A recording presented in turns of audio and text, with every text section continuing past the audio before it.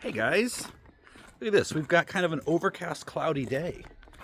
And it's only supposed to be like 83 today and tomorrow, so should be able to get quite a bit of work done because I can work all day. Morning, Bella. Hi. Hi. Whoa.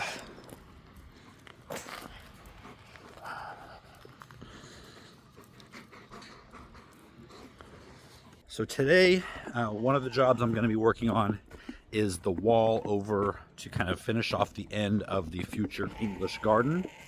Let me get the boys their breakfast and then I'll talk you through what we're going to be doing. They're starting to butt heads now. Look at this.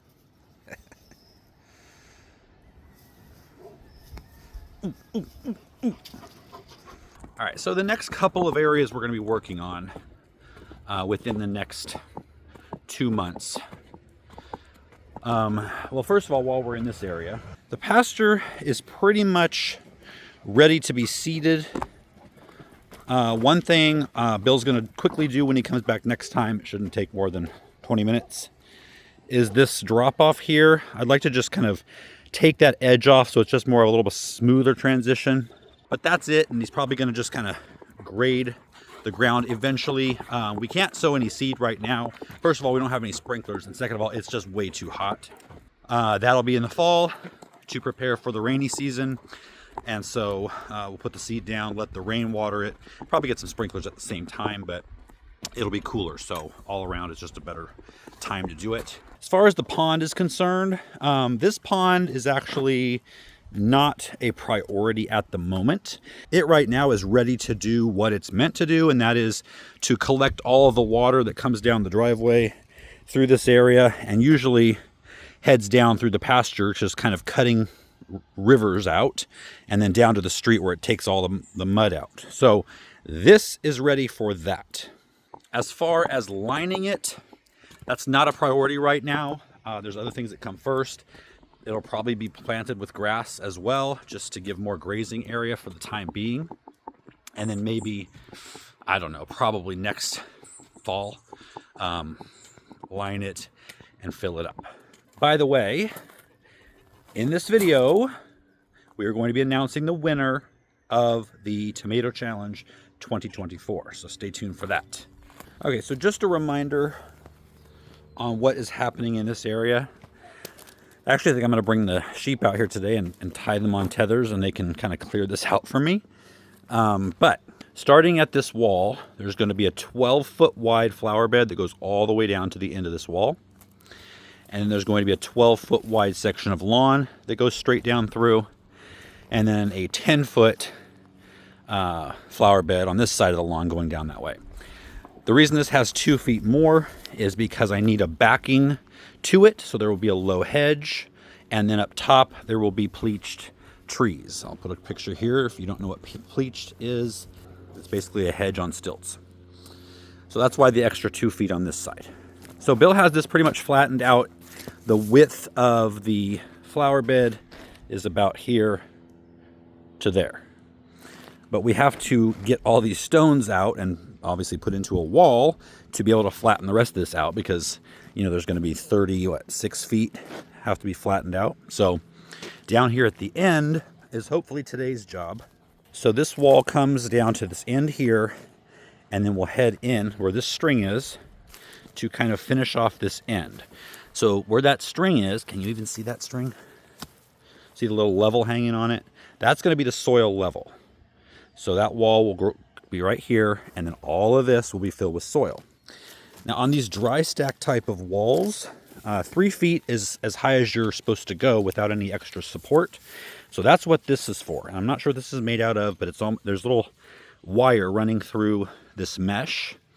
And this comes back into the soil. It'll be a couple feet deep. And the soil itself will then stabilize the wall so that I could build that extra, bit past the 3 feet tall. Does that make sense? Anyway, so where this pitchfork is in the ground, the string is tied to it. That's the width of this bed. And then the wall is just going to come in just a little bit this way, because the lawn, 12-foot wide lawn, is going to come out. And just here at the end, it's going to just ramp down a little bit as the slope of the land does. And so this wall will kind of hold up the flower bed on this side. Now this lawn is going to turn into a path, and I have it kind of delineated with some binder board and a hose, if you can see the hose. And that's going to go all the way that way. Above that, up in this area, is going to be our orchard for fruit trees. And then below that path, so the path will come this way, down these stairs next to the vegetable garden, down these stairs, and it's going to go out, basically mirroring the curve of that top one, where Bill has this kind of carved out a little bit. So between this path and the upper path is going to be our vineyard. It's going to have the vineyard over there, but I've decided against that now. It's going to go over here.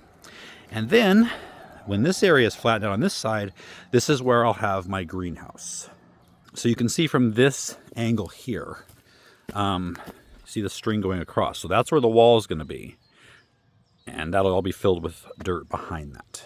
So anyway, I hope that all makes sense, but I let the soaker hose run last night to moisten up this ground here, because I've got to dig a trench from the footing of this wall to the pitchfork there. And in the summer, where things are not watered, it's rock hard. Oh boy.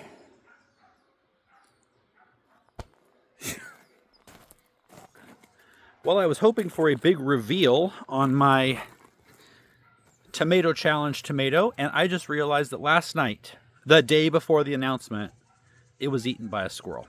This is where it was hanging right here. Now, I know that would seem real suspicious if I then turned around and said, I would have won too. It was a 3-pound tomato. It was not. In fact, it was about, I don't know, somewhere between the size of a golf ball and a tennis ball. And it probably weighed 4 ounces. I think I was scammed on this tomato, honestly, because it had another tomato coming on next to it that was very small also and starting to change color. So, me and Chad are out of the runnings for sure. But we do have a winner. But I'm not going to let you know who that is just yet.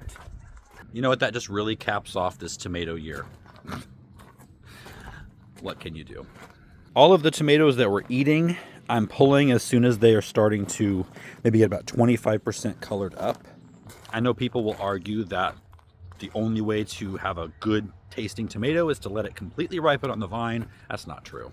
You might get a 3% difference in taste by pulling it just a bit early, but it's going to ripen up just fine and taste great as long as you don't put it in the refrigerator.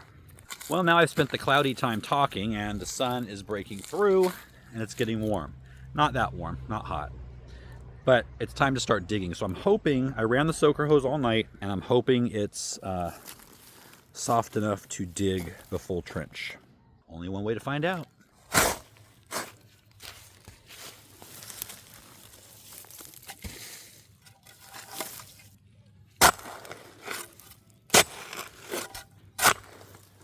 Not bad at all. Let's hope it's that way the whole way.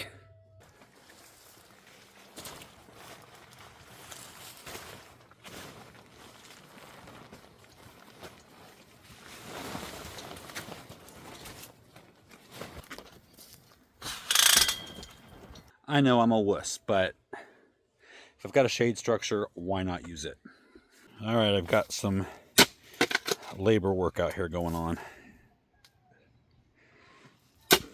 We're moving along. I'm trying to figure out how to make a 90-degree angle from this wall over here, so this doesn't come off in a weird angle, like all the walls over there. I thought they were at 90 degrees, but if you take a drone up and look down on it, they're not. So I would ask you guys for help, but I think this will probably be done by the time you get back to me. So, but anyway, just in case it's not, if you know a formula, simple, non-math person formula, then let me know in the comments. Thanks. All right, we're getting some progress. It did get wet all the way down, so the soil part is soft. However, I would say this is at least 50% rocks. So that's just hard to get the shovel through very easily. Okay, so I went in for lunch, a late lunch. It was like 2:30. And as I was sitting there, I realized I'm way too tired to go out and do anything else today. So at think Emily and I are going to go out to dinner, and let me show you what I did, and then I'm going to reveal the winner.